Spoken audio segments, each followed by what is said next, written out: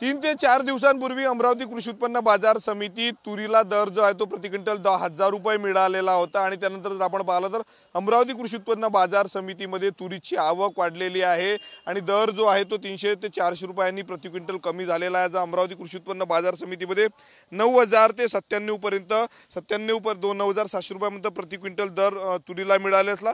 एकीकडे मागील वर्षीच्या तुलनेत यावर्षी तुरीला दर चांगला असला तरी मात्र उत्पादनात शेतकऱ्यांच्या मोठी घट झालेली आहे। ढगाळ वातावरण, अवकाळी पाऊस आणि दवाड रोग जो आहे तो या संपूर्ण तुरीवर गेला होता। त्यामुळे 50% घट जी आहे ती उत्पादनामध्ये झालेली आहे। त्यामुळे दर मिळत असला तरी मात्र शेतकऱ्यांकडे तुरीचं प्रमाण जे आहे ते कमी आहे। ज्या शेतकऱ्याला 10 पोते तुरी होत होत्या त्या शेतकऱ्यांना किमान 4 ते 5-6 पोते तुरी झाल्या आणि त्यामुळे खर्चही निघणार नाही अशी भावना जी आहे ती शेतकऱ्यांची। आणि यासाठी बोलण्यासाठी आपल्या सोबत शेतकरी आहेत। काका, किती तुरी आणलेल्या होत्या या वर्षी आणि आता आज काय भाव मिळाला? आता 96 मागती तूर आमची 4 पोते आणले, भाव भेटला। मागील किती एकरात? 2 एकरातल्या ह्या 4 पोते तुरी। मागील वर्षी किती झाल्या होत्या? मागील वर्षी झाले ते मला 5 पोते एकरी, यंदा झालं नाही। समाधानी आहे काय भाव? समाधानी भावामुळे आहे पण उत्पन्नात नाही आहे।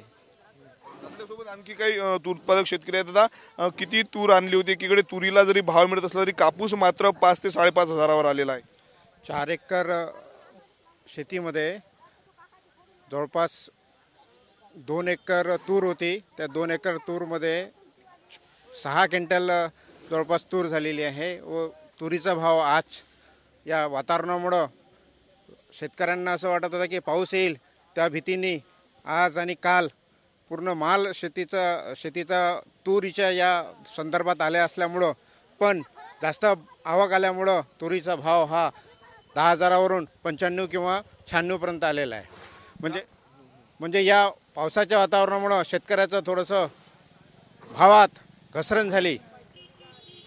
कापसाचे दर वाढत नाही आहेत। कापसाच्या पिकावर साधारण खर्च जास्त होत आहे पण भाव कमी येऊ राहिला। त्याला आता शेतकरीला थोडंसं चिंतादायकच वातावरण आहे, कारण पीक जसं पाहिजे तसं येत नाही आहे। कारण या वातावरणाला शेतकरी थोडासा नक्कीच तर आपण बघू शकतो तुरीच्या दरामध्ये जे आहे ते मोठ्या प्रमाणावर घसरण झालेली आहे। एकीकडे भाव जरी मिळत असला तरी मात्र उत्पादनातही मोठ्या प्रमाणावर घसरण झालेली आहे। कॅमेरामॅन अनिकेत दहातोंडेसह मी स्वप्नील उमप, TV9 मराठी, अमरावती।